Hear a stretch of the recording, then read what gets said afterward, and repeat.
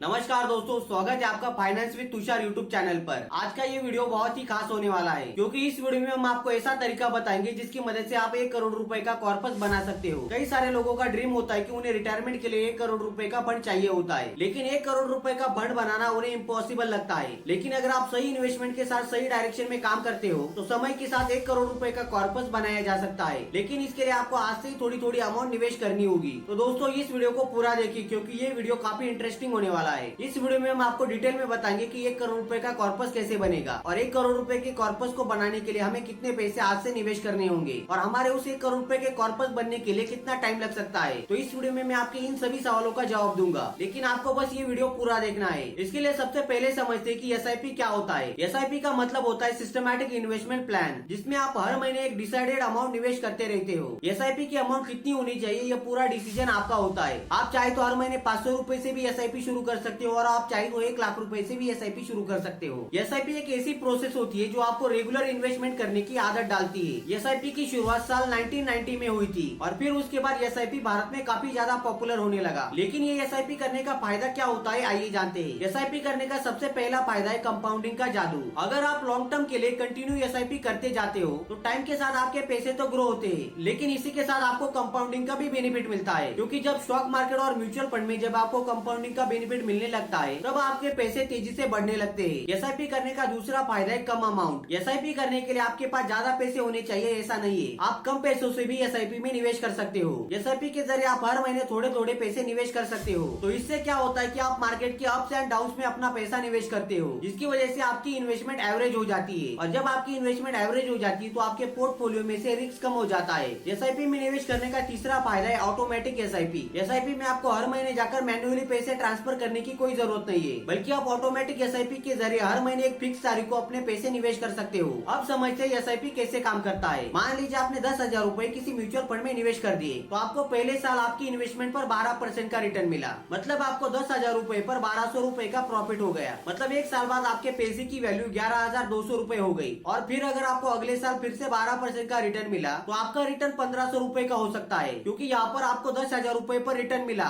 लेकिन आपने जो प्रॉफिट कमाया था 1,200 रुपए आपको उस पर भी रिटर्न मिला। तो दोस्तों यही होती है कंपाउंडिंग। आई होप आपको ये समझ में आ गया होगा। आज अगर आप छोटी छोटी अमाउंट से भी म्यूचुअल फंड में एसआईपी शुरू कर देते हो और आप जितने लंबे समय के लिए रेगुलर एसआईपी करते जाएंगे उतना ही बड़ा आपका फंड बनेगा। और ये सब होता है कंपाउंडिंग की मदद से। मान लीजिए अगर आप एसआईपी में हर महीने 20,000 रुपए निवेश करते हो तो इससे क्या होता है कि कभी कभी मार्केट ऊपर होता है या कभी कभी मार्केट नीचे होता है। लेकिन अगर आप अपनी एसआईपी एक फिक्स डेट को करते रहते हो तो आप मार्केट के अप्स एंड डाउन्स में अपना पैसा लगाते हो, जिससे आपकी जो इन्वेस्टमेंट है वो एवरेज हो जाती है। और इसे ही रूपी कॉस्ट एवरेजिंग कहा जाता है। और रूपी कॉस्ट एवरेजिंग की वजह से आपके पोर्टफोलियो से रिस्क कम हो जाता है। अब बात करते हैं इसे फॉर्मूले के बारे में। अगर इसे आप फॉलो करते हो तो आप भी करोड़पति बन सकते हो। इस फॉर्मूले का नाम है 12-15-20 फॉर्मूला। अगर आप इस फॉर्मूले के अनुसार निवेश करते हो तो आप भी करोड़पति बन सकते हो, लेकिन इसके लिए आप में डिसिप्लिन और पेशेंस होना बहुत जरूरी है। क्योंकि यहाँ पर आपको डिसिप्लिन तरीके से एसआईपी कंटिन्यू करनी होती है और आपको पेशेंस के साथ अपने म्यूचुअल फंड को लॉन्ग टर्म के लिए होल्ड करना होता है, और तभी जाकर पैसा बनता है। रातों रात करोड़पति बनने की कोई भी स्ट्रेटेजी नहीं होती। किसी भी चीज में सक्सेसफुल होने के लिए कई सालों की मेहनत होती है। इसलिए अगर आप इस फॉर्मूले को प्रॉपर तरीके से फॉलो करेंगे तो आप भी 1 करोड़ रुपए का कॉर्पस बना सकते हो। तो चलिए समझते हैं ये फॉर्मूला क्या है और ये कैसे काम करता है। इसमें सबसे पहले नंबर पर है 12। इसका मतलब ये होता है कि आप जो एसआईपी कर रहे हो उस पर अगर आपको एवरेज 12% का रिटर्न मिला। यहाँ पर हमने 12% रिटर्न मिलने का अनुमान इसीलिए लगाया है क्योंकि आज तक अगर हम शेयर मार्केट का रिटर्न देखें तो उसने हर साल एवरेज 12% का रिटर्न दिया है। इसी वजह से यहाँ पर हमने 12% का रिटर्न कंसिडर किया है। लेकिन फ्यूचर में ये रिटर्न बढ़ भी सकता है और कम भी हो सकता है। ये पूरी तरीके से मार्केट की कंडीशन पर डिपेंड करता है। लेकिन अगर आप अपने एनालिस्ट के हिसाब से सही म्यूचुअल फंड में निवेश करेंगे तो आपको हर साल एवरेज 12% का रिटर्न मिल सकता है। और मार्केट में ऐसे कई सारे अच्छे म्यूचुअल फंड है जिन्होंने अपने पिछले 10 साल या 20 साल में काफी अच्छा परफॉर्म किया है और अपने इन्वेस्टर के पैसों को काफी तेजी से ग्रो किया है। कई सारे म्यूचुअल फंड ऐसे होते हैं जो 18% का भी सालाना रिटर्न देते हैं, लेकिन हमें इतने रिटर्न चाहिए ही नहीं, हमें सिर्फ 12% के रिटर्न चाहिए। तो यहाँ पर आपने समझा कि 12 का मतलब होता है 12% का रिटर्न। अब बात करते हैं 15 का मीनिंग क्या होता है। 15 का मीनिंग ये होता है कि आपको ये एसआईपी 15 साल के लिए करनी होगी, क्योंकि जैसे जैसे समय बढ़ता है वैसे ही आपके कॉर्पस की वैल्यू बढ़ती रहती है। इसलिए आपको अपनी इन्वेस्टमेंट को टाइम देना बहुत जरूरी है और अपने पैसों को ग्रो करने के लिए 15 साल बहुत ही अच्छा टाइम होता है, क्योंकि 15 साल में आपका पैसा कंपाउंडिंग के साथ बढ़ेगा। इसी के साथ 15 साल में जो भी मार्केट में चढ़ाव और उतार आएंगे उससे भी आपका पोर्टफोलियो ज्यादा प्रभावित नहीं होगा। मान लीजिए 2 लड़के, एक का नाम है है शुभम और एक का नाम है सागर। दोनों भी हर महीने 20,000 रूपए की SIP करते हैं, लेकिन सागर की SIP है 5 साल के लिए और शुभम की SIP है 15 साल के लिए। तो किसके कॉर्पस की वैल्यू ज्यादा बनेगी कमेंट सेक्शन में जरूर बताइए। जी हाँ, शुभम की।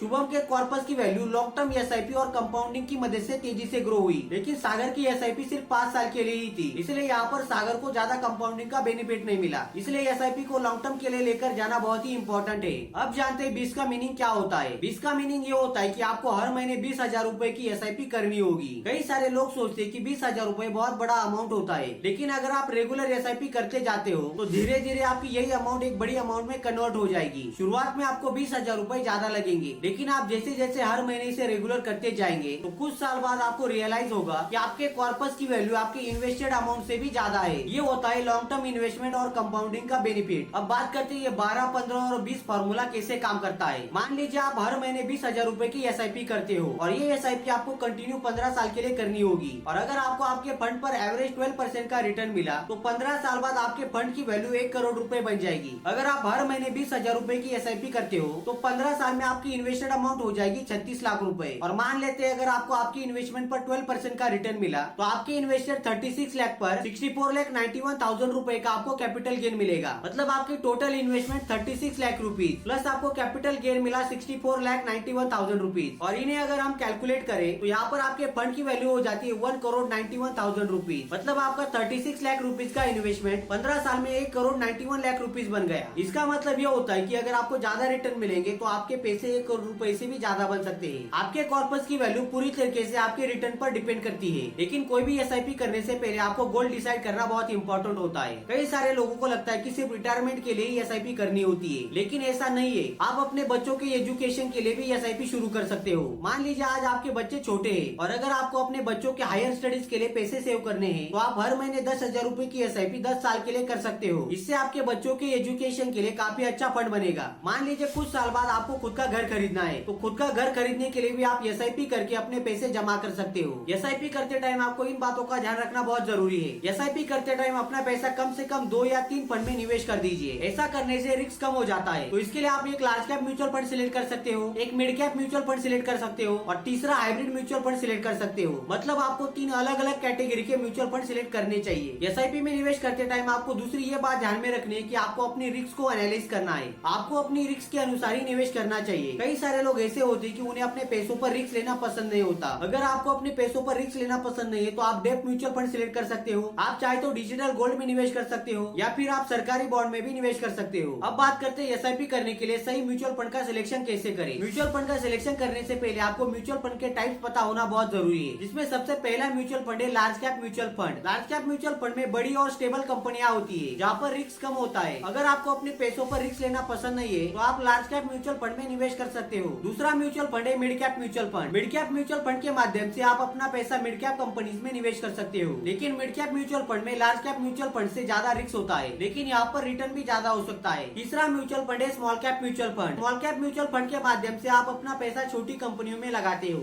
लेकिन इसमें छोटी कंपनियां होने की वजह से रिस्क बढ़ जाता है, लेकिन इस तरह के म्यूचुअल फंड में रिटर्न भी ज्यादा मिल सकते हैं। इसलिए आपको अपनी रिस्क के अनुसार म्यूचुअल फंड का सिलेक्शन करना चाहिए। आप जिस भी म्यूचुअल फंड में निवेश करना चाहते हो उसमें आपको ये देखना चाहिए कि उस म्यूचुअल फंड ने पिछले 5 या 10 साल में कैसा परफॉर्म किया है, उस म्यूचुअल फंड की एक्सपेंस रेशियो कितनी है, और आपको ये भी देखना चाहिए कि उस म्यूचुअल फंड के माध्यम से आपका पैसा किन कंपनियों में लगाया जा रहा है। अब बात करते हैं म्यूचुअल फंड में इन्वेस्टमेंट करके सही पोर्टफोलियो कैसे बनाएं और अपनी रिस्क को कैसे मैनेज करें। अगर आपको एक अच्छा पोर्टफोलियो बनाना है तो आपको डिफरेंट म्यूचुअल फंड में निवेश करना होगा। इसके लिए आप एक लार्ज कैप म्यूचुअल फंड को सिलेक्ट कर सकते हो, एक मिड कैप म्यूचुअल फंड को सिलेक्ट कर सकते हो, स्मॉल कैप म्यूचुअल फंड को सिलेक्ट कर सकते हो या फिर डेब्ट म्यूचुअल फंड को सिलेक्ट कर सकते हो। अगर आप इन चारों फंड में थोड़े थोड़े पैसे हर महीने निवेश करते हो, इससे यह होगा कि आपका एक स्ट्रॉन्ग पोर्टफोलियो बिल्ड होगा, और स्ट्रॉन्ग पोर्टफोलियो बिल्ड होने की वजह से रिस्क कम हो जाता है। और जब भी आप इन फंड में निवेश करेंगे और आपको हर 6 महीने बाद ये रिव्यू करना चाहिए कि आपके फंड कैसे परफॉर्म कर रहे हैं। मान लीजिए आपकी सैलरी ज्यादा नहीं है तो आप कम अमाउंट निवेश करके भी आप अच्छा फंड बना सकते हो। मान लीजिए आपने हर महीने 5,000 रूपए की SIP 10 साल के लिए शुरू कर दी, और अगर आपको आपकी इन्वेस्टमेंट पर एवरेज 12% का रिटर्न मिला, 15 साल बाद आपके कॉर्पस की वैल्यू 50 लाख रुपए हो जाएगी। मतलब SIP में ऐसा नहीं है कि आपको ज्यादा ही अमाउंट निवेश करनी चाहिए। आप अपने गोल और अपने फाइनेंशियल कंडीशन के अनुसार पैसे निवेश कर सकते हो। SIP करते टाइम लोग अक्सर ये गलतियां करते हैं। सबसे पहली गलती, मार्केट के डाउन को देखकर पैनिक हो जाते हैं। जब भी मार्केट गिरता है तो लोग अपनी इन्वेस्टमेंट को बेचकर निकल जाते हैं, लेकिन ऐसा करना बिल्कुल गलत बात है। आप अगर पेशेंस के साथ अपनी इन्वेस्टमेंट को होल्ड करते हो तो लॉन्ग लॉन्ग टर्म में आपको बेनिफिट ही मिलेगा। दूसरी गलती ये है कि अचानक इन्वेस्टमेंट बंद कर देते हैं। कई सारे लोग एसआईपी तो शुरू करते हैं लेकिन बीच में ही एसआईपी बंद कर देते हैं, क्योंकि वो सोचते हैं कि यहाँ से उन्हें जल्दी रिटर्न मिल ही नहीं रहे, क्योंकि एसआईपी की असली पावर लॉन्ग टर्म में ही दिखाई देती है। तीसरी सबसे बड़ी गलती है कि गलत फंड का सिलेक्शन करना। बिना रिसर्च के किसी भी म्यूचुअल फंड में पैसा लगाना रिस्की हो सकता है। फोर्थ मिस्टेक है गलत तरीके से पैसे निवेश करना। कई सारे लोग ऐसे होते हैं कि वो कभी भी अपने पैसे निवेश करते हैं, लेकिन ऐसा करना बिल्कुल गलत बात है। एसआईपी इन्वेस्टमेंट का एक बेस्ट ऑप्शन है। अगर आप रेगुलर एसआईपी करते रहते हो तो इसका आपको लॉन्ग टर्म में बेनिफिट मिलेगा। अपनी एसआईपी को सक्सेसफुल बनाने के लिए आपको इन बातों का ध्यान रखना चाहिए। सबसे पहला, डिसिप्लिन इज की,